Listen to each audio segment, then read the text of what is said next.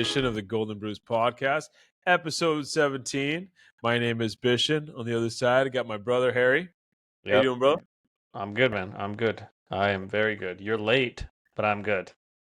A little ticked off today because this guy, what he does is he's like, "Oh, I'm at lunch right now. I'll be there in hour 30 minutes." We're supposed to start at what time? 6:30, I think. Not even 6:30. We're 6:30. No, we were supposed to start at 5 today, 5 p.m. Eastern, and then it got pushed to 6:30. Yep. And granted, he's like 15 minutes late. Fine, whatever. Water under the bridge. But come on, man. We got to do this. They want to see this. Let's go. Okay, that concludes our scolding session for today. Thanks, bro. You're welcome. So let's do a deep dive into episode 17. Let's do it.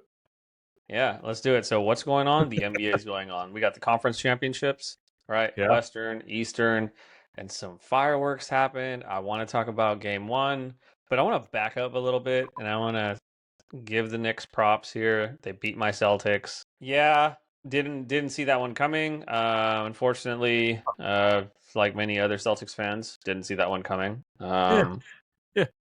I know Laker fans are probably super excited about that. That's less you guys. That's nor here nor there. But what's really neat is though that you're actually talking about the Lakers even in a loss for your team, because that's what it is. We are, the national power. The Lakers National power? Even in defeat, we're that team, dude.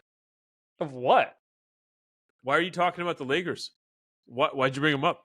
Because you're a fan. You're a fanboy. Okay. Yeah, that's okay. But I didn't say anything. Okay. Right? But you wanted to bring up the Lakers. Even in defeat, you want to bring up I love it. All right. Yeah, sure. Okay. So let me ask you a question, just kind of getting back to this for a second. Jason Tatum, torn Achilles, he's done for more than likely a whole year. What do you do in Boston? You just sold the team for a cool couple billion. You have a new ownership group coming in. You have two players on the payroll that are making $650 million plus. Super max deals for both of them. Well deserved, by the way. And one of them is injured for more than a year. One of them is injured for more than a year. What do you do as a new ownership group? Sorry. I don't know why my phone's ringing now. Apologies. Is that the Celtics telling you that don't talk about us? Celtics are telling me. Yeah, that's what it is. Yeah. Actually, Tatum. That was just Tatum texting me right now. He's like, keep my name out your mouth. Is that what they're saying? No. Okay. What are they gonna do? Yeah. They're gonna run through Jaylen Brown, right? Everything's gonna run through Jaylen Brown. This is what fans wanted to see. Like, okay, if Jaylen Brown goes to another team, his average is going to go up, right? Is he going to be a 30-point scorer? Is he going to be a 10 assist guy? Is he going to be 10 rebound guy? Like, we're going to see what Jaylen Brown truly is when he's the one, right? He's not. Yeah, you had 1A and you had 1B, right? Now he's moving to 1A. So, yeah, it's going to be interesting. I am interested to see what happens with Kristaps Porzingis in the offseason and Drew Holiday. I know Drew and Kristaps both love Boston. They want to stay in Boston, but their contracts are huge, and I wouldn't put it past Brad Stevens to trade them, right? Are they under contract? Yeah, they're under contract. They are under contract. Well, no, not Kristaps. Sorry, Kristaps isn't under contract now. I think he's a free agent. Yeah, that's he's a free agent, but I don't know if he's going to command what he's commanded in the past, given his health issues, right? I mean, he barely played in the playoffs last year. Yeah, he had some sort of illness during the Knicks playoff series. Yeah, and I don't know. I think Boston can probably get him back somehow. There's definitely a lot of concerns behind Kristaps' injury history. Yeah, I don't see him commanding a deal that he's had in the past, that's for sure. Yeah. The Celtics need someone that's reliable. Therefore, I don't see them bringing him back. I could see that. Go ahead. I saw an interesting trade.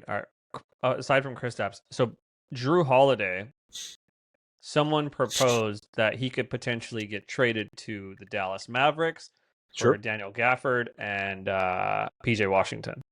Yeah, I could see that. I can see it. because they have bigs, right? They have They do. extra bigs. And They need to get some guards. yes.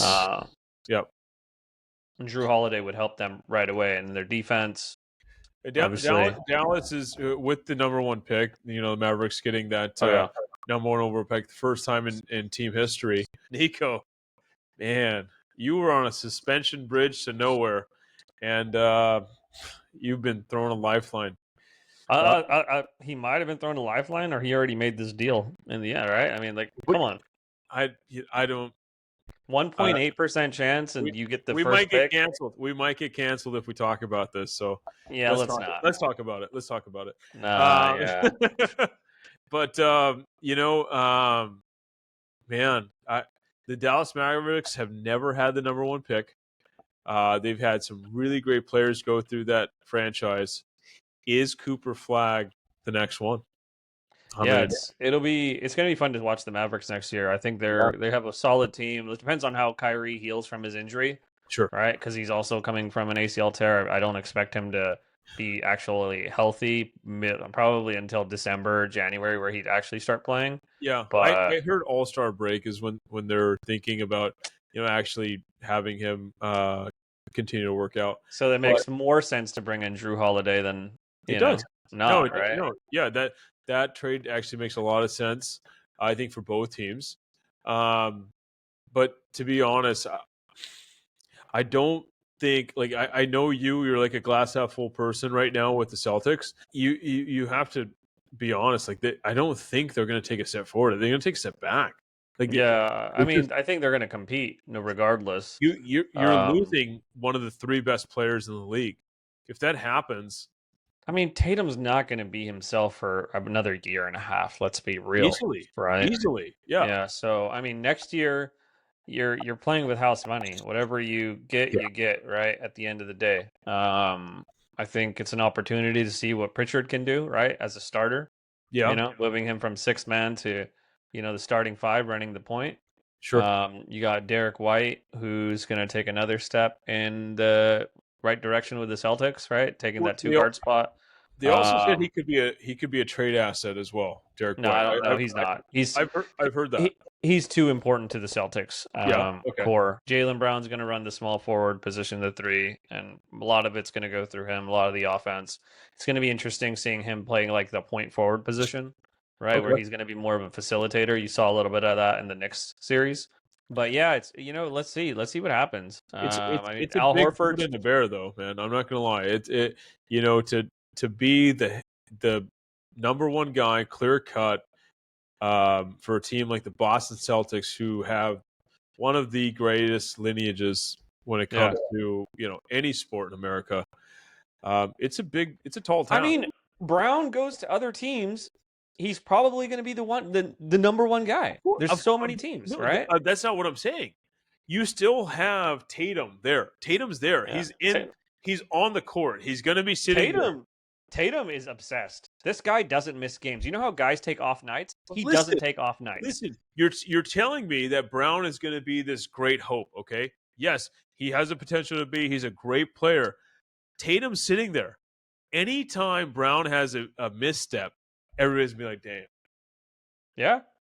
Right? So the pressure to play like that in a city like Boston, it could take a toll on a player. I know. But I don't think that the expectations next year, I wouldn't say are winning a championship. I'd say it's if we get to the Eastern Conference Finals, I think that's a win. Hodor. Look, you're not gonna. No way. You're gonna compete. You're going to compete with SGA. You're going to compete. I wouldn't even say you think they're going to go to the Eastern Conference Finals next year? You think the Celtics are going to go to the Eastern Conference Finals next year? Yeah, I do. I will put money on that today. Okay. Today. Yeah, we will. We'll talk about that then. Let's get away from. I'll tell you, we get further than your Lakers do. Let's talk about something that actually matters. Okay, something that's actually in the Eastern Conference Finals. Let's move over to the Pacers and the Knicks. Which game one, unbelievable. I'm sure you watched it. Give me your thoughts. Yeah, I mean, I'm multitasking. I'm sitting on the sofa, kind of casually watching the game, fourth Yeah. quarter. You see the score; they're up double digits. The Knicks are, and it's like less than 5 minutes left in the game. I mean, in the You told back me of you were my going to head, bed. I was like, You told me you were okay, going to bed. Also, by the way, what's that? You told me you were going to go to bed at that point. So Yeah, I'm like, I he's was probably planning asleep. on it. I was planning on it, but then I mean, they start chipping away, right? I mean, Yeah. little by little by little, and then it's like it's a tight game. It's like what 4 or 5 point difference, right down to the 1 minute mark, and then you got two opportunities to kill them, right? I mean, granted they had multiple opportunities, but in that last minute in the fourth quarter, not Brunson, sorry, OG Anunoby goes to the line, Yep. misses one, goes 50% on the free throw line, and then Cat goes to the line, does the same thing, misses one, and then what happens? Halliburton happens. Let's go. This guy he literally did the same thing he did against Cleveland, where he caught the rebound inside the paint, right? Yep. And then ran out to the 3-point line, shot it, won the game. He literally did this again. He gets inside and then he runs outside and just throws up. Well, tell me, was that not very reminiscent of Reggie Miller doing the same thing in the Garden when they were down with 7 points or whatever it was? He literally was inside the paint. He runs back out, hits the three after they stole the ball. It was very reminiscent of the whole thing. I'm like, am I really watching what I'm watching? Like, I was like, no freaking way. This is unbelievable. So, man, anybody that got to watch that game, like, you watched it, right? You were at the you did, right? Yeah. Oh man, I was sitting on pins and needles, while they were taking the ball down the court, and I saw Halliburton trying to drive and then pop back out. I'm like, what are you doing, bro? And the ball, it was suspended. It was suspended in space for like 18 minutes, and then it just broke. No, literally, I was like, okay, like many Knicks fans. I was sitting on the sofa. I saw it hit the rim. I went back to my computer finishing up. You just said as many Knicks fans. Many Knicks fans because you saw a bunch of the videos afterwards. Oh, okay. Of their reactions once it hits the rim. It's like everyone's celebrating, and then suddenly goes through the net, and all you see is Hallie's choke sign, right? Crazy, oh my god, dude, this is insane. I don't think it was over. Did you know his foot was on the line? I didn't. In the moment, I was honestly at that point. I was just surprised he made the shot. I was so focused. I was like, it's over. Dang, I can't believe he did it again. Well, just to take the whole arena's air out of their lungs, like it was pretty insane. But then I rewatched the his celebration, the team running on the court. And there was a few fans, Knicks fans, of course, that were like, "Oh, foot on the line, foot on the line." And I'm like, it doesn't matter if it's foot on the line. There is no way a team can come back from something like that. Yeah. All of the energy in that arena was on Indiana's side. It doesn't matter if it was Madison Square Garden. It was over at that point. They didn't even have to come out for that overtime. No doubt. And then we should also mention before that how they got into that situation, how they made that comeback was Nesmith. Yo, goodness me. That guy, I don't know what happened where this guy was just in college, he was known for that. He was a 3-point guy. He gets to the Boston Celtics. Celtics drafted him, and he can't shoot threes, right? Okay. And now he's in Indiana, and he can do we saw what he did. I don't know if it was just a one-off game where he was back to his like college self. I know he can play defense. I know he can make some tough shots. Yeah. But to see that, to make like that, so clutch, those difficult shots. Well, let me ask you something. So Tibbs, Tom Thibodeau, he's one of the best defensive-minded head coaches that we've ever seen in the league, right? Why did they keep going behind the screens? You're allowing them to take these 3-pointers unaccounted for, right? Yeah. Why are you not rushing? Like it didn't make any sense to me. Even if you foul the guy, you have a better opportunity, right? Exactly. I was thinking the same thing. I was like, why don't they just foul him, make him shoot 3 at the free throw line, right? The 3 shots at the free throw MSG line. MSG is just there talking smack. You think you and I would go 0 for 3. 100%. I will write that right now. There's no way I'm going to make a free throw. Yeah, that's But too much pressure. There's so much pressure. Because it's like one shot versus making 3 straight. Yeah. You know? After every free throw, your heart palpitations are just going more and more high. Like, Yeah. I mean, there's no point. Yeah, I mean, it's a mental game. Yeah, It's a mental game. I couldn't, for the life of me, understand why maybe Tibbs called a better game and his players just didn't do it. But I don't know. It baffles me. So I'm very curious to see what Game 2 has in store. Hopefully everybody else is going to tune in tonight. I think it's going to be a lot more competitive, which is it's saying something because this game was unbelievably competitive. But the Knicks, the Knicks had it in overtime. Oh, yeah. They had 2 shots. They got 2 shots at the end. They were down 3. Brunson got a nice look. Air ball. Yeah. Everybody in the club. Yeah, that's what it was. I mean, this is the clutch player of the year, and he doesn't even hit rim. I don't know. Maybe he's gassed, and then you got zesty cat, right? And that was not such a zesty 3. Cat had some moments in that game where I was like, damn. He was bringing that crowd into the game. But it's not his job at the end of the game to make that 3. That's Brunson's job to do that. Of course it is. But to have 2 shots, like you said, man, Brunson didn't deliver though. I was really surprised. I don't think he played his best game, even though they scored as much as they did.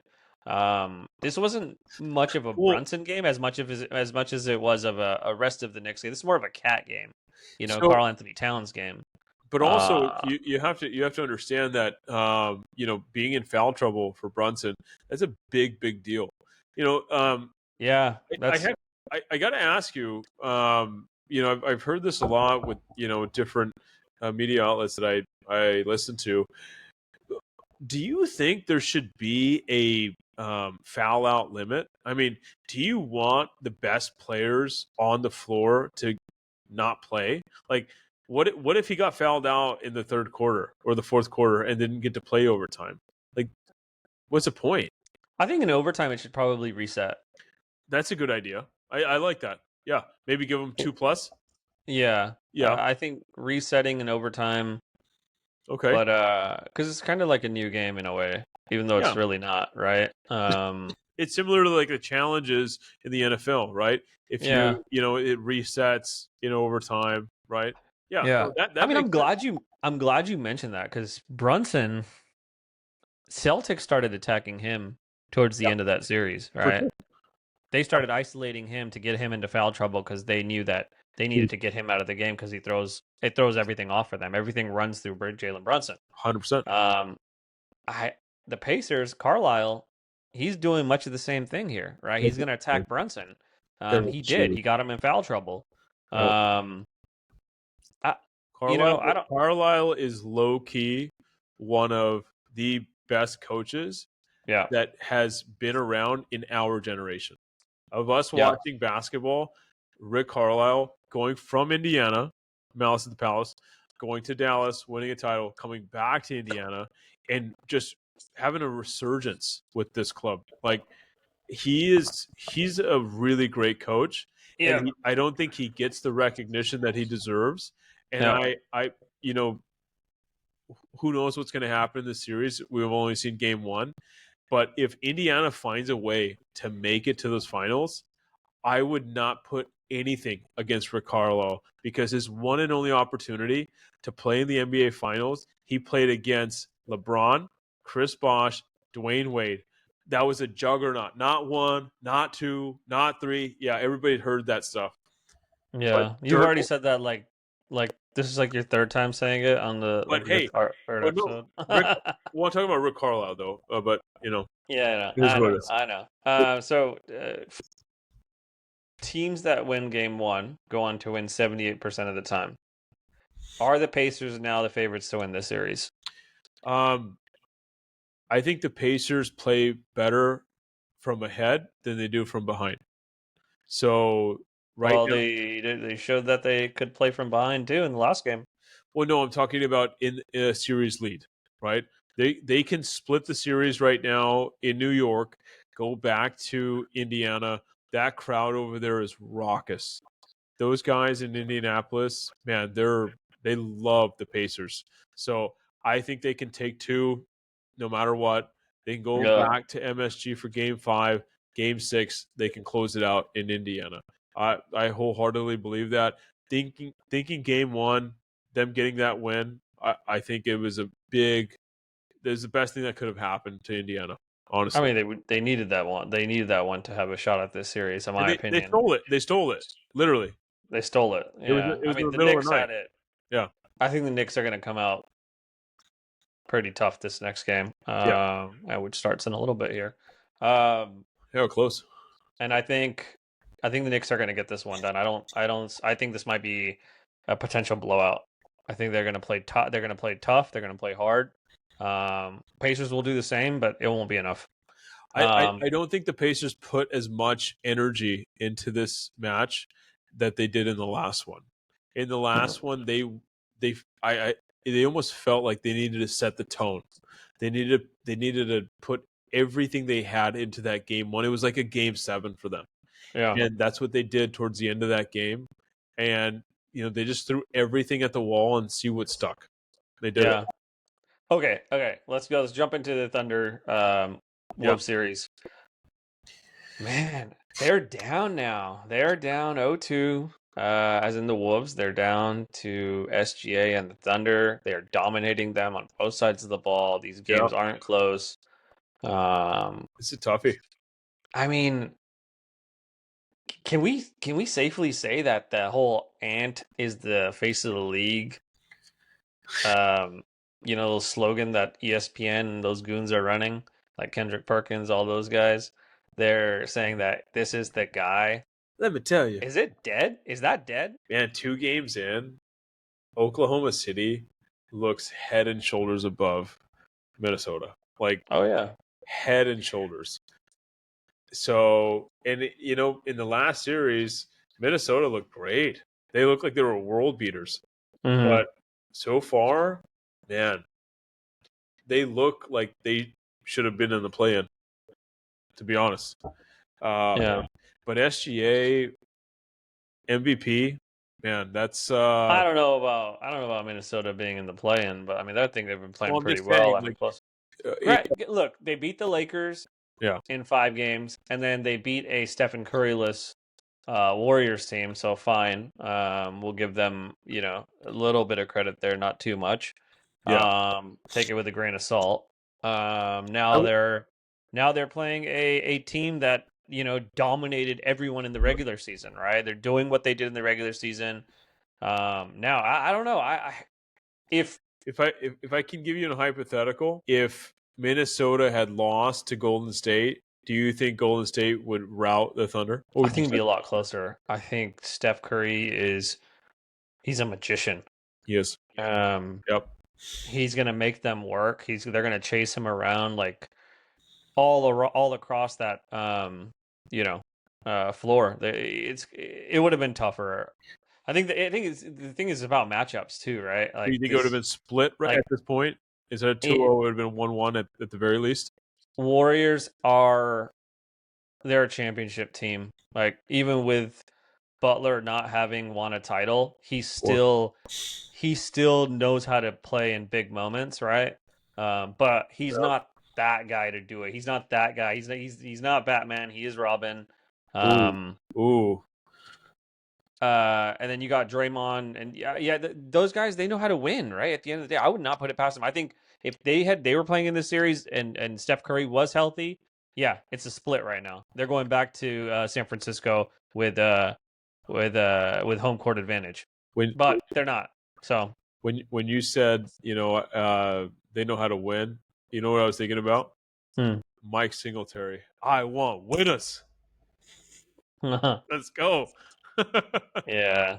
But man, no, whatever happened to Mike Singletary? I think he's coaching like high school right now or something. I think I read that not too long ago. Good luck to those kids. Oh my goodness. No, I really think the Thunder have the easier road in this situation, and also I think the Western Conference, without the Celtics being in the East right now, I think the West is just far superior. The Thunder. We're not there. If you think the Wolves could beat the Knicks or the Pacers, I don't think that's true. I think that I'm not really even talking about the Wolves right now. I think the Thunder are so far superior than the Wolves that you're not the Wolves are just an afterthought at this point. Yeah, I think the matchups that the Pacers and the Knicks could potentially, give the Thunder might be interesting. I don't know. I think they match it. Both those teams probably match up better with the Thunder than the Wolves do for whatever reason. I think Gobert's probably holding him back. I don't know what he's doing. Gobert every time I watch him, the first 3 minutes. Hey, come on, dude. What are you doing? He's just a sorry basketball player. I just can't stand him. Well, okay. I mean, he won 4 Defensive Player of the Year awards. Great, but SGA is getting in the paint, doing what he wants to do. I'm gonna sound like a broken record right now, and I apologize for cutting you off. But the reason why the Thunder are where they are is one man. It's Sam Presti. Sam Presti is the best GM I've ever seen in the NBA. I'm telling you, this guy put together a team in Oklahoma City. Who wants to go play in Oklahoma City? Nobody. I'm really sorry. That's God's honest truth. Nobody wants to go and play there. He's drafted these players. He traded for SGA. He took the really terrible contract that Paul George had, Fresno State, shout out. And he traded it to the Clippers, and he got SGA from them. Who had the wherewithal to think 2, 3, 4 times ahead? The guy's playing chess while everybody else is playing checkers. I think you need to calm down. I think you need to calm down with that because sure, they got to the finals when he drafted Durant and Westbrook and Harden. That was what, ages ago? 2000, 2009? Steven Adams. He drafted him too. Keep going. Oh, wow. Steven Adams. Yeah, that's a winner. Okay, I'm going to mark it right now. Oklahoma City Thunder win the title this year. Done. That's not saying a whole lot. Yeah, sure. They got. How is that not saying a whole lot? I think it's pretty unanimous at this point. Everyone expects them to win the championship. They're up 2-0. Okay. If we're just talking about Presti, where's the gap after Durant leaves, after Westbrook leaves, after Harden leaves? Did SGA just come the next year? No, he didn't. They traded for him.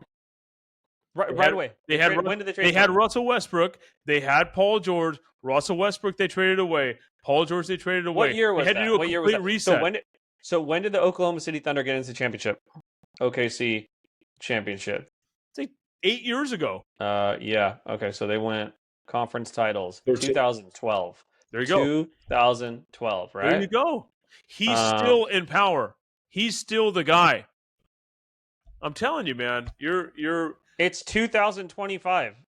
You're on this high horse of Boston, and all these because Celtics all we do is win, and Brad Stevens outclasses Sam Presti any day of the week. I'm sorry. Oh, it's truth.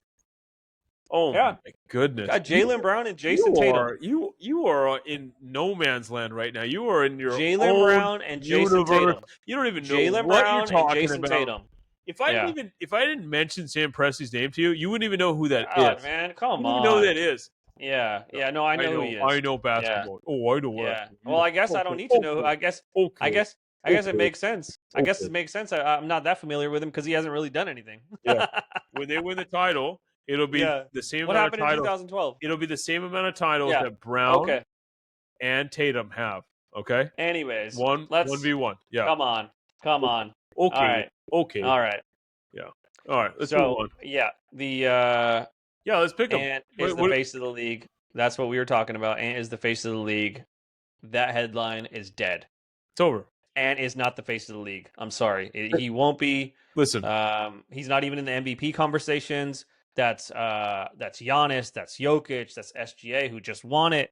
That's Tatum. I mean, this guy's not in those conversations. If you want to be the face of the league, you have to be one of the top 5 best players. okay, You're not. let me ask you a question, flat out. You say the first thing that comes to your mind.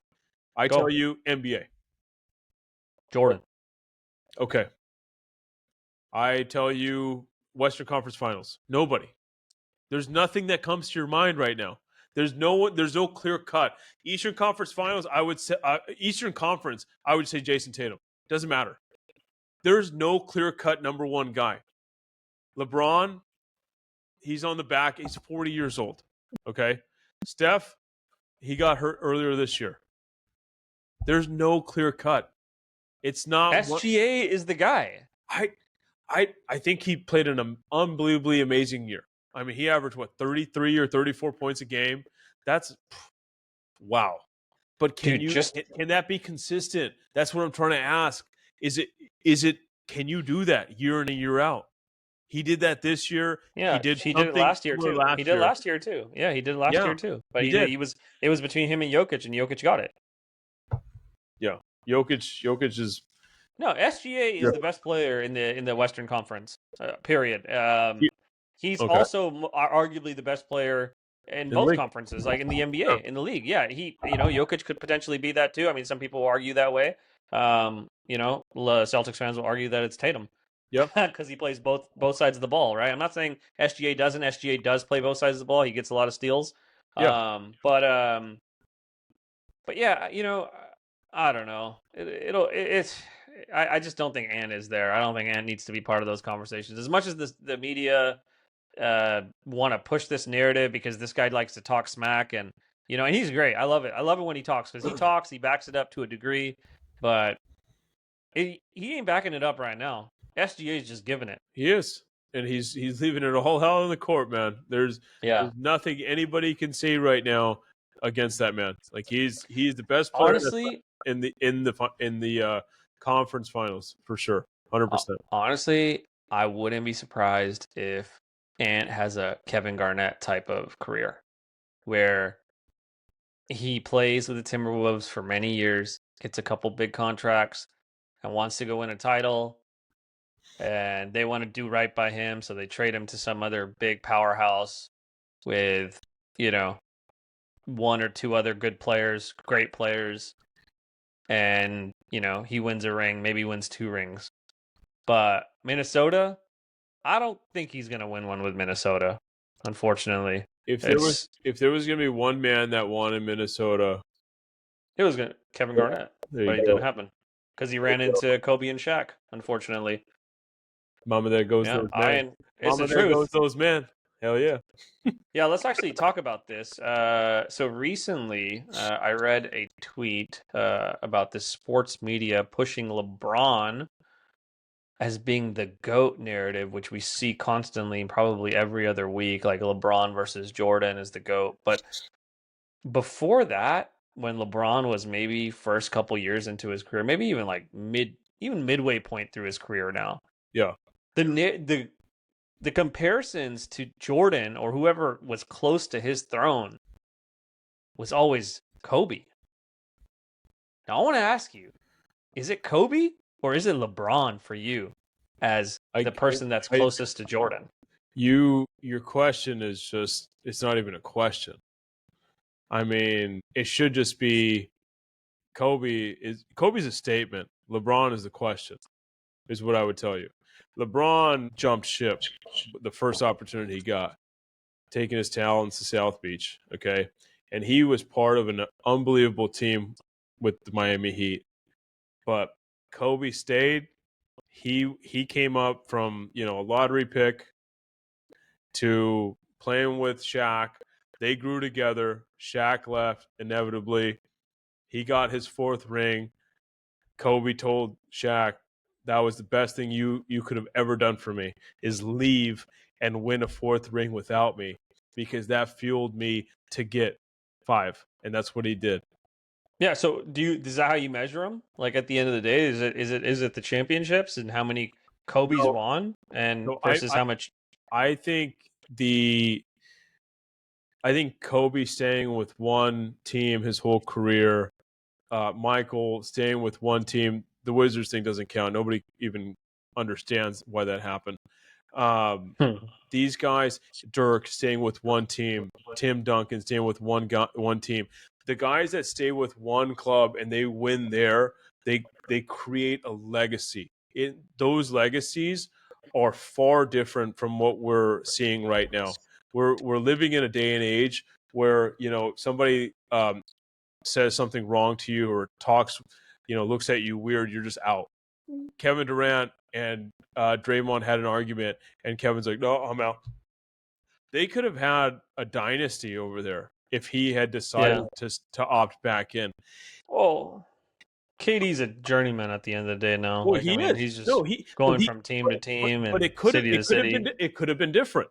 It could have been different, right? Yeah. Let's just play devil's advocate for a second. Let's say he stayed, Clay stayed, Draymond's there, Steph's there, and they just put pieces around all the time, and they're in the luxury tax year in and year out. They got 2 max players, 2.5 max players. They don't care. They're going to pay for it. But I mean, if AD tried to be that guy and say, "Oh, I can do it. I'm going to go to Brooklyn," the dumpster fire that they've always been, haven't gone to a conference final since the Nets, and they were in New Jersey at that time. But no, man. There's 2 players in my mind that are in the GOAT conversation. The only 2 are Michael Jordan, Kobe Bryant. There's no one else. No one else even holds a candle to them. Yeah. I mean, I agree with you. I don't think LeBron should be part of it. I mean, he's 4 out of 10 in the finals. Come on, dude. It's like 4 out of 10. You're not even 50% in the finals. I think LeBron is one of the greatest talents that we've ever been able to witness, but he is not the GOAT. He is a physical, unbelievable specimen, but he's not the guy that makes every single person on your team the greatest version of themselves. He's not that guy. LeBron. I mean, he does make players around him better. I would not say that. No. I'm not. That's not what I said. He makes everybody better, but the greatest version of yourself. Derek Fisher, Robert Horry, even Shaq when Shaq was playing with Kobe. These guys were like Hall of Fame freaking guys playing with Kobe. Okay? Go to Michael, Scottie Pippen, Dennis Rodman. Dennis Rodman was a great player before he even got there, but do you look at Dennis Rodman as a Piston or do you look at him as a Bull? Scottie Pippen played with Michael Jordan. Then he went to Portland. Do you think of I don't know about how LeBron is mentally with his teammates and how much he pushes them in practice. And I know Jordan pushed his teammates in practice. Kobe pushed his teammates in practice. Because at the end of the day, it's a team sport, right? It is. You're only going to go as far as your weakest link. So identify the weakest link and push them. And that's what Jordan did, right? And that's what 100%. Kobe did. 100%. And LeBron, he had a lot of weak links. Instead of, fixing it, he ran from it, right? He didn't want the ball in the end, to shoot those shots. Yeah, I think he's hit. I think he owns the most game winners, but he's played the longest. He has the most longevity of any player to ever play the game. He's 22 years into the league, if I'm not mistaken. But yeah, I mean, okay. We're gonna close on this real quick, but I have one final question: Jordan or Kobe? Your life is on the line, and yeah, who's taking that shot for you? Who are you giving the shot to? You're the coach. You got them both. What's okay? Can you tell me what year it is? No. It's prime. You get prime out of both of them. Prime Jordan, prime Kobe. Yeah. I mean, 6v6 is you can't argue that, man. I mean, I'm an ultimate homer. I love Kobe. Like he's it. But yeah, 6 up, 6 down. I mean, come on. Yeah. It's hard to argue those things, man. I mean, but I think that's a great question. Like at the end of the day, out of all the, you have to be a realist, though, right? I mean, look at it. The longevity of a player, right? Which Michael and Kobe both had, but taking teams that were lottery teams, okay? Mm-hmm. I mean, Jordan was picked third, right? If I'm not mistaken, in the NBA draft from North Carolina. Yeah, so Ewing went first. And it was Bowie went second. Yeah, and then it was third. And then Jordan went third. Exactly. Okay, great. Yeah. And then so taking a lottery team, similar to Kobe. I mean, they were a late lottery team, but they still were. But taking those types of franchises and making them, relevant forever. I mean, it's pretty unbelievable, man. I mean, if you can win 5 titles in your lifespan as a NBA player, you deserve to be in this conversation, especially if you're one carry. I mean, if we want to talk about just titles, Robert Horry would be the greatest player in the world. But he was just a role player. But Robert Horry was a legend, man. I mean, I still remember that one rebound that he got. Ball just came straight to him and just he was like after he hit the iced shot, it, man. Iced. Insane. Right here. We were right here. We watched it together. Yeah, we did. Wild. Okay, so we got 4 really good players right now. Yeah. In this year's NBA playoffs, we got the MVP, SGA, right? Yep. Going up against Ant Edwards, right? And you got Brunson going up against Hallie. Now, take those 4 players and rank them. SGA, nah, I'm sorry. I gotta restart. I go Hallie, SGA, Brunson, Ant. That's it. That's you got Ant 4. I think Hallie's number 1. I really do. Okay. I really do. Okay. God's honest truth. I'm gonna go SGA. Then I'm gonna go Hallie, and then I'm gonna go Brunson, and then I'm gonna go Ant. And you want to know? And this is something that I think is going to happen next week, and I kind of hope this. If we do this again next week, it completely flips. It might. You're right. It might. And Ant is number 1 again. He has more potential than any other player in the NBA right now. Yeah.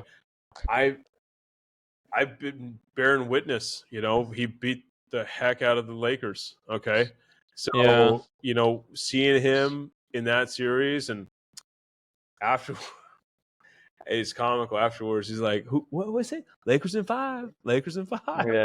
Yeah. It takes a boatload of confidence to. I mean, he's never missing confidence. I mean, I think he still has all the confidence in the world that he's going to get this done, right?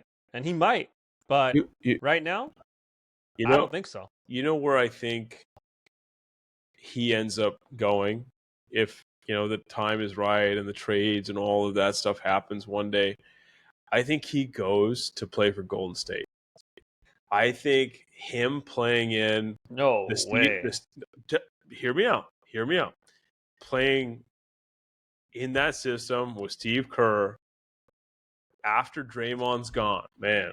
No way. It's not happening. Steve Kerr, come on. He doesn't even. I don't even think he gets on with Steve Kerr. I know. That's it. I think so. Yeah. I think it'd be all right. Let's move on though. That's enough. Let's move on. So what are we talking about next? Let's do some NFL, man.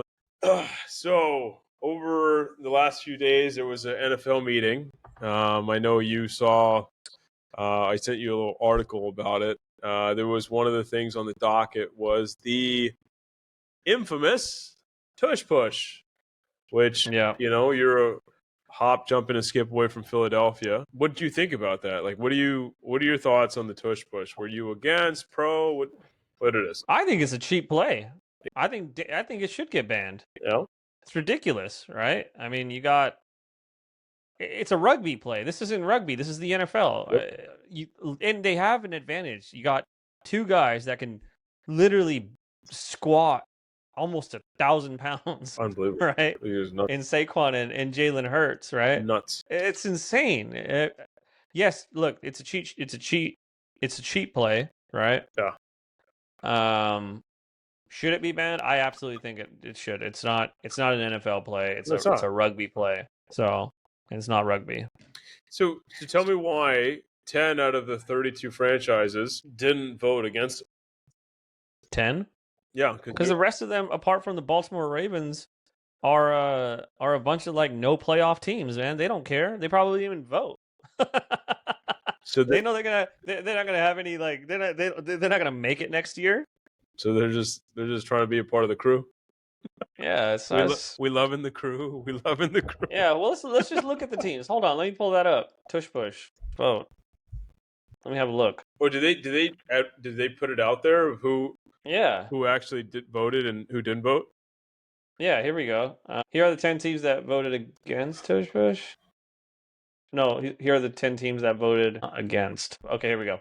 Okay. Voted to not ban, right? Obviously the Eagles, because it's theirs, right? Baltimore Ravens, Cleveland Browns, Detroit Lions, the Jets, the Jacksonville Jaguars, the Saints, the Patriots, the Dolphins, and the Titans. I mean, apart from the Lions and the Ravens, right? Come on. None of those teams making the playoffs. Every other team votes to ban it. I mean, I think, yeah, maybe they do it for one more year, right? And if they start winning games because of the tush push, yeah, it's gonna get banned regardless. I think Goodell's gonna come in and say, no, we're gonna hack this thing. It's done. Can't you know? So if now actually hold on. Now hold on. Just let me finish my thought. Go ahead. So because this is a big deal in the offseason, there's going to be a massive microscope on this every time they run it. Every time they run it, they're going to mention this. All these teams that voted to ban it, they're going to go to their knees. They're doing it. They're doing it against the team that voted to ban it, right? Yep. Like they're playing against like Dallas. I guarantee in their division. There's going to be quite a few more injuries this year, and that's not what I want. But I guarantee you that there's going to be a lot more guys having lower body injuries because of this year. Because there's a microscope on it, just like you said. You know what's kind of ironic to me is a couple of things. Roger Goodell was in favor of banning it, right? But also the vice president, I believe, of the Players Association, I'm pretty sure that's what it's called, possibly. Troy Vincent. Troy Vincent is a former Philadelphia Eagle. Remember? Yeah. Way back when. Yeah. And so I'm kind of taken aback a little bit hearing this. He was against it as well. But the best thing I saw this week, there's bar none, was at the owners' meeting. Jeffrey Lurie, the owner of the Eagles, his passionate hour-long speech, saying why, it shouldn't be banned and this, that, and the other. And the man, the myth, the legend, Jed York comes out and says, how much more do you need to say? Oh, you got to love Jed, man. After hearing this, in Jed we trust, okay? 49ers fans, that's it. Let's go, baby. Let's go. And that's awesome. I love it. Yeah. When you challenge somebody else like that, let's go. Oh man, the 49ers and Eagles, and the only chance they have of playing each other is the playoffs. I hope so. I hope. Let's go, baby. Come on. Let's have Purdy has their number. Let's bring him to Santa Clara, baby. Let's bring him to Santa Clara. Yeah. Let's go. Yeah. Let's actually talk about Purdy next. Faithful, baby. Faithful. Let's go. Jed. Niners. You the man. And QB Brock Purdy agree to terms on a 5-year, $265 million contract extension, including $181 million in guarantees. This puts Purdy at number 8 in terms of quarterbacks paid. Sure. Highest quarterbacks paid. So you got Dak Prescott above him, Josh Allen, Joe Burrow, Trevor Lawrence, Jordan Love, Tua, Jared Goff, and then Brock Purdy, followed by Justin Herbert and Lamar Jackson. Man, I still can't get over Dak Prescott being the highest paid quarterback after like not doing anything in his whole entire career. I just like, what are the Cowboys thinking? America's team, baby. America's team. Let's go. That it needs to end. They are not America's team. The 49ers are America's team. No, the Kansas City Chiefs they think that they're America's team right now. They petitioned the NFL and said, "Hey, can you make us like that team on Christmas every year?" And Roger Goodell said, "Nah, we good." But they did. They actually did get the game this year again. So who knows? They got it. They did. Okay. Yeah. But they're not going to be the team like Dallas is on Thanksgiving Day, where everybody's home and watching the Cowboys. I thought Detroit was that. When I think about Thanksgiving football, I always think about Detroit Lions. So getting a home game. That's kind of one of the ironic points right now. Is when we were growing up, Detroit was an afterthought. We'd always watch them pretty much towards the middle of the day when we're all full and in a food coma. Yeah, because remember all they do is draft receivers. Terrible. Every year. Oh my, Roy Williams, Mike Williams. Then they got Calvin Johnson. Rogers. Remember there was a receiver, Carlos Rogers. Carlos Rogers. Oh my God, dude! Like every year, first round. Insane. Who was their GM? Oh my goodness. Yeah, Howie? No, goodness me. He actually played for the Niners at one point, this guy, way back in the day. But wasn't he an offensive lineman? I don't know. I forget. But it is what it is. But no, Dallas, I don't know what you're doing, man. $80 million a year to pay to one guy. Matt Millen. What a G. Greatest mustache in the game. Oh man, that guy, dude. I think every year, every single year, he went into the draft like a guy that just said, you know what, I think we need receiver. Just woke up. Said, we need a receiver. Hey man, like we drafted one the last 3 years in a row, but we need another one. Yeah, another one. So, jeez. Yeah, that was fun. But okay, so Dak, being the number one guy, Josh Allen, I think is very deserving of this. Yeah, 100%. He should be number one, actually. But I mean, the difference between Dak and Josh signed a 6-year deal worth $330 million. Yeah, whereas Dak signed a 4-year, $240 million deal. This is where I'm gonna kind of interject with you for a second. And I don't really know the ins and outs of everybody else's deal, but I do know the Brock Purdy one because I read about it, just everything that I've read.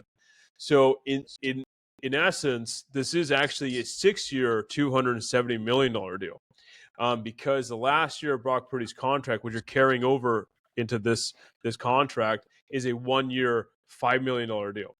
So if you take the contracts that you've shown up on this graphic, and I'm sure you'll share it with everybody, Brock Purdy is the only other one other than Josh Allen on this list with a 6-year deal. And that's a big difference, especially when it comes to annual average value, right? AAV. Yeah. So the front office of the 49ers, they are, I think, one of the best front offices that anybody has in the league. So the 49ers won this deal instead of Brock Purdy, or who won this deal? I think both Brock Purdy and the 49ers, and this is the biasism that I have because I think the world of the team. They both won. Brock Purdy got his, and he got paid the money he should have been paid his first 4 years in the league, what he's done for the franchise, the heights that he's taken them to, and he's in essence making back on that. But the 49ers also, if you take this from the first 4 years of paying Brock Purdy, Jack, let's be honest. Yeah. Okay. They paid him. It was a 4-year, $5 million deal or something of that nature. You take those 4 years, add the 5 years here, that is a 9-year, $275 million contract. Come on. Yeah. I mean, you tell me, any of these quarterbacks right here, if they're worth 9 years and 275, so other than Josh Allen and possibly Joe Burrow, everybody else on the list, I'm sorry, Lamar Jackson's unbelievable talent. So are you saying only not Dak Prescott? So Josh Allen, maybe Joe Burrow too, I guess. Yeah, those are the two. Or so just those two Josh Allen, Joe Burrow, Lamar Jackson. Those are the three deserving of every single penny. So Brock Purdy could have asked for more. He could have asked for Trevor 100%. Lawrence type money. 100%. No, Brock Purdy could have had Josh Allen money. I wholeheartedly believe this. He could have had a 3 in front of his contract easily if he had held out. What do you think? Yeah, probably. What's your thoughts? I mean, I've been rambling here for the last 10 minutes. What's your thoughts on this whole thing? What do you think? I think Brock is a sensible guy. Right. At the end of the day, he knows that it's a team game. He wants to win. If he wants to win, then other people need to get paid too, right? Love that. Love it. If he takes majority of the plate, right, then he's going to be playing with guys that aren't going to be as good as some other players, right? That he could potentially have, right? So now they're able to get Kittle. They're able to get Warner, right? Those are 2 big signings. Sure. Warner is now the number 1 or highest paid middle linebacker. He's 28. And Kittle's only 28, Kittle is right? the highest paid linebacker, and Kittle's the highest paid tight end in the league. Again. Yeah. And it's well deserved. He is the best tight end in the league. Warner's the best middle linebacker in the league. But Purdy is not the best quarterback in the league. But is he as good as? Well, I don't know. Look, he has been the best quarterback in the league technically since he started. I mean, if you get all his stats together. Well, let's do the math for a second, okay? So let's say Purdy did sign a 6-year deal, okay? And his 6-year deal put him at $290 million. No, 6 years, $300 million. Okay, that's what we're going to put it at, 35 plus more in this deal. That is still $30 million less than Josh Allen's deal. Okay, so it's 65 total million less than Josh Allen's deal. That 65 million has already been allocated to George Kittle and Fred Warner. Yep. Those are 2 cornerstones of the San Francisco 49ers. Okay? Absolutely. And him understanding that, him getting this thing done before training camp, there is a ton. Well, Dak Prescott's deal, the guy who's the highest paid guy in the league, okay?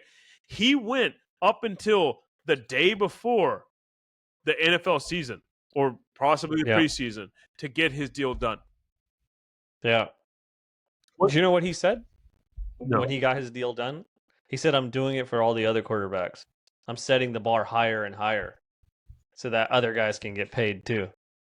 I don't think he needs to set any bar because I think I think everybody else's on-field performance speaks for itself. Lamar Jackson is one of the most unbelievable quarterbacks you'll ever see. Justin Herbert is just touching the surface of what he could be. Jared Goff has been paid twice max deals. The guy's made over, I think, $400 million in his lifetime. Well, Tua, he's probably made a ton. Yeah. Tua. I mean, I hope to God. I mean, that is upright. Tua. Tua's probably like he's pulled off an Ocean's 11. Yeah. Right. On the Dolphins, like literally, he went in. He's Clooney. He's Brad Pitt. This guy went in, took the money, right? Got all the guarantees, and he could literally get a concussion next season and be done for his career done. Let's not put that into the world because that nobody wants that. All right, listen, nobody wants that, but let's be serious. You've seen those injuries? They're very traumatic. They're very scary. Traumatic. And he wants to keep playing. So you could, but getting off the somber subject for a second.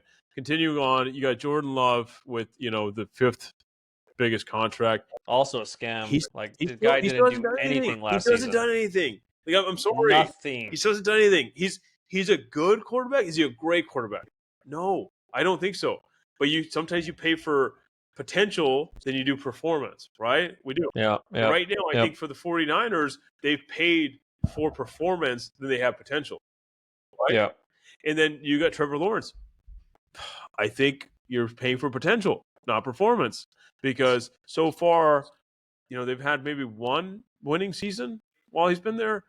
Josh Allen, Josh Allen should be a $400 million man. Like there's. I feel like Trevor Lawrence got paid because he was a first round pick. He was literally the highest pick at all the quarterbacks in that draft. Well, no, Yeah, you know, I mean, he has that, and whereas Purdy, he's a 7th-round pick, so he has this stigma around him being a 7th-round pick, and so like now everyone's like, there's no way a 7th-round pick can command 1st-round pick money. I think Trevor Lawrence has Dak Prescott to thank for his contract. I will take that one. How about that? Yeah, that's fair. Yeah. Okay. Yeah. Okay. Let's. You know, I mean, we got Warner signed. Yeah. I think one thing I wanted to actually, you know, look at is the 49ers schedule because Colin Cowherd was on, you know, talking. He loves talking about the 49ers. This guy just loves talking about the 49ers. Loves bashing by the Purdy. way, closet 49ers fan. He just talks, but I'm sorry, but you know, he's a closet 49ers fan. He's terrible. Like he's not. He's a Rams fan. He's from LA. He is not a 49ers fan. So, yeah, he hates Purdy. He thinks he's too small. And he's been saying that since day one. I don't know. Purdy had, you know, his first touchdown pass in the NFL. That before Purdy ever got drafted. Anyways, he came out and said, you know, the 49ers have the weakest schedule this year. And if we take a look at the 49ers schedule, and I'm going to just like name these name the games off, and you just tell me if it's a win or a loss. All right. So cool. First game, Niners at Seahawks. Niners at Saints. Cardinals at 49ers. Opening day. Loss. Cardinals have our number at home. I'm telling you, it's a shit. It's really terrible. But I bear witness to some of these games. Cardinals play us crazy hard. I don't know why it is. Jaguars at 49ers. Niners at Rams. Oh, Niners for sure. We travel well, especially LA. Niners at Buccaneers. It's a loss. Bucks. Okay. Are you sure? I mean, like no, the Bucks have a good team. Bucks have a good team. Okay. Falcons at Niners. Niners at Texans. Ooh, this is gonna be a close one. This is the only good one that I've seen. It's gonna be Niners because Saleh has to put his boy in the rear view on this one. He got to tell D'Amico like this is how it is, homie. Got you. Niners at Giants. Niners all the way. Let's not even. Come on. Oh, Rams that turf. By the way, though, one of the worst places to play in history. Meadowlands. Yeah. I'm sorry, you guys have the trashiest stadium in the whole league. Tear that thing up. Seriously. Keep going. Yep. Rams at 49ers. Niners, baby. Niners at Cardinals. I think Cardinals. You going to give two to the Cardinals? I think the Cardinals take us. Yeah. I think they take both. Yeah. Cardinals are good. Panthers at 49ers. Niners at Browns. Niners. Oh. Titans at net. Hang on. Niners at Browns? Yeah. I think the Browns get that one. Yeah. Okay. Titans at 49ers. Niners Colts. At home? Yeah. No. Away. Niners. Bears at Niners. Come on, man. Niners. Seahawks at Niners. What is that? Thanksgiving? No, it's the last game of the season, January 4th. Seahawks. Okay. I think you got like four. You Four gave losses.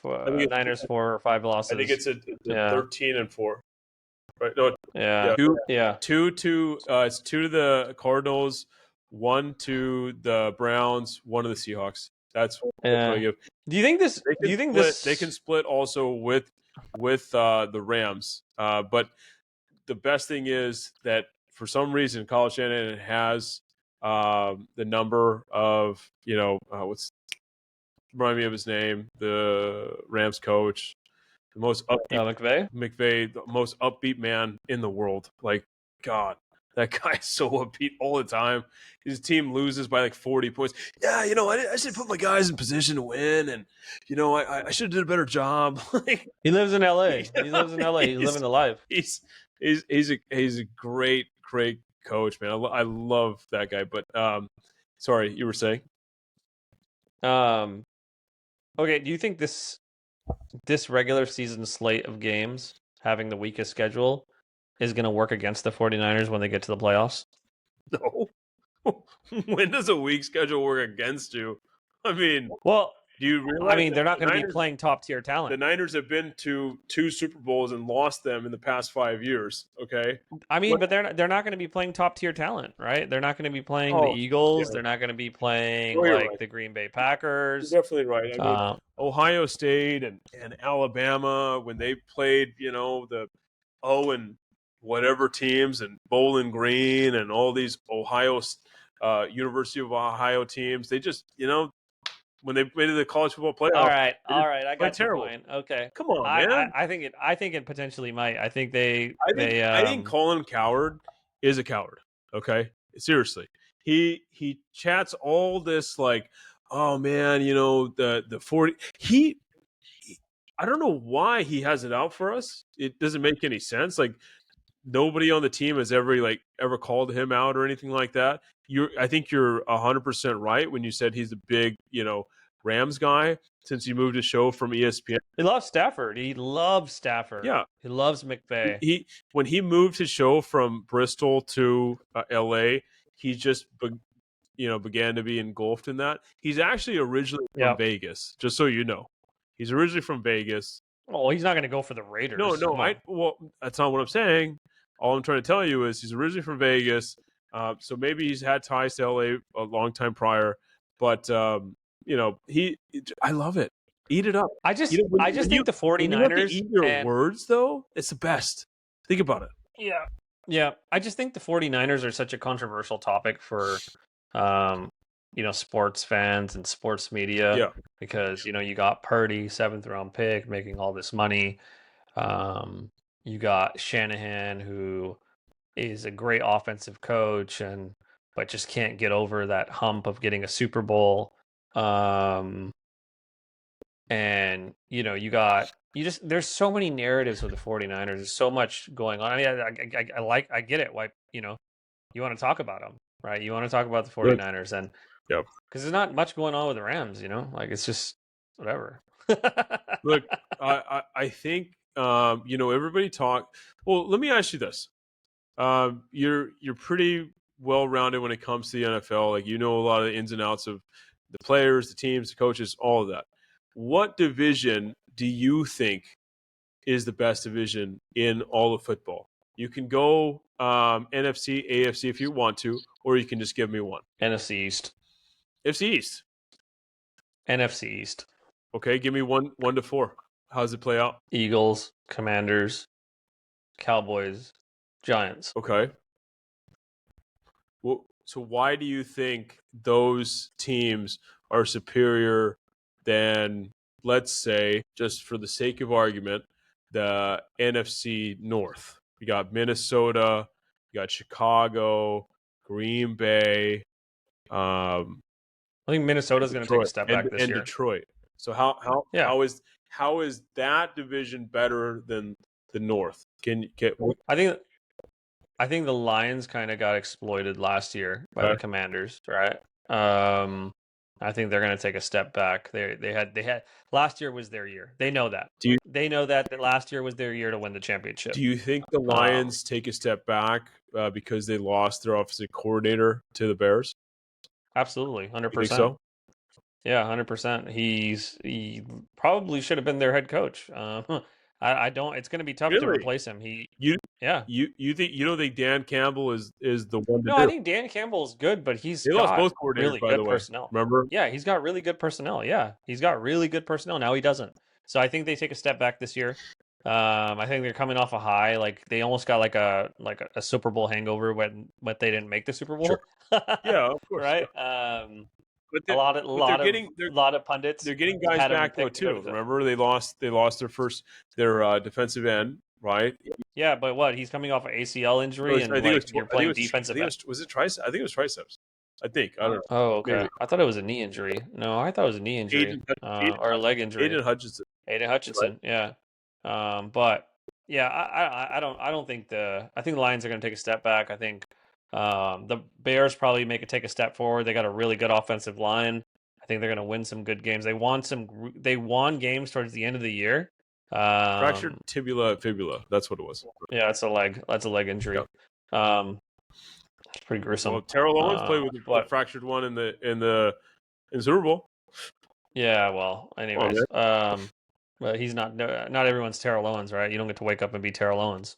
And then Vikings are coming. They're basically coming with a rookie quarterback. All right, I don't know. It's gonna be again. I think Commanders are really good.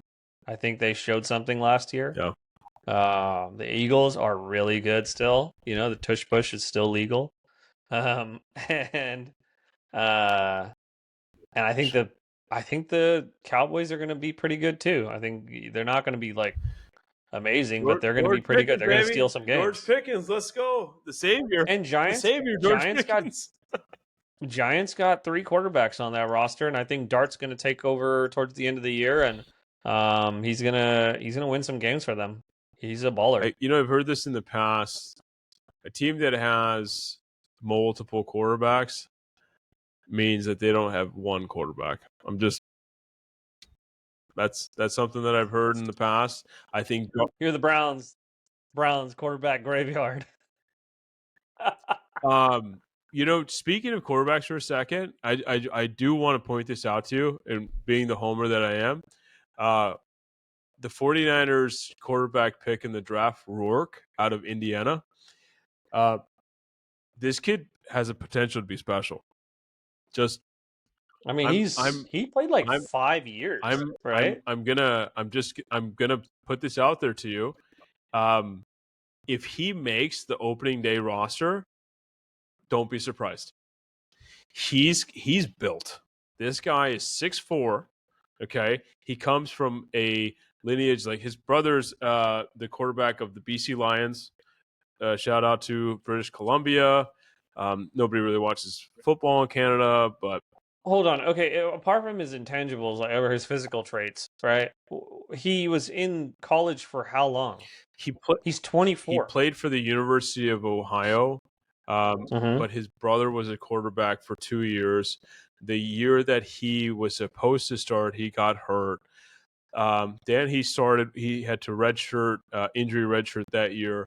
The following year, he played, did well. He parlayed that year into a year going to Indiana. He took Indiana to an undefeated 10-0 season against some pretty amazing teams. He won. I think he was voted the Big Ten, all Big Ten that year too, last year. And come to find out, he played the whole year on a torn ACL. You're kidding. Yes. That's tough. Nuts. Yeah. So yeah, that's tough. We'll put a link to this with this video into there's a video that I watched on Curtis Rourke.